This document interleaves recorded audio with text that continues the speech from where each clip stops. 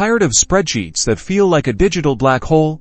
Let's transform the chaos into clarity by diving into the world of Airtable, a platform that blends spreadsheets with databases, making organization a breeze. First, head over to Airtable.com and create a free account. It's quick and easy. Once you're in, you'll see the option to create a base. Think of a base as your main project hub. Click it.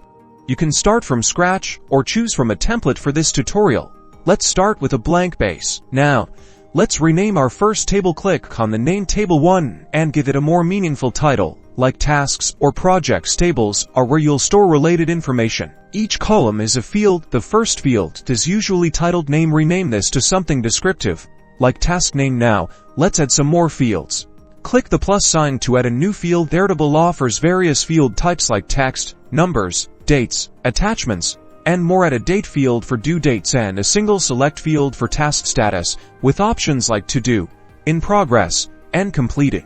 Start filling in your table with data. Add a few tasks, set their due dates, and assign them a status. This is where the magic happens.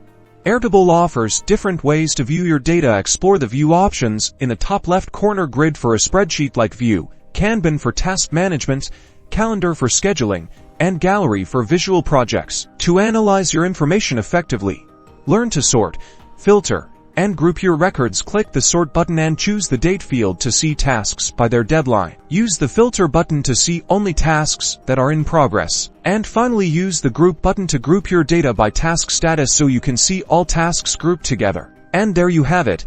You've taken your first steps in mastering Airtable. Experiment with different features and explore the many templates available. Happy organizing!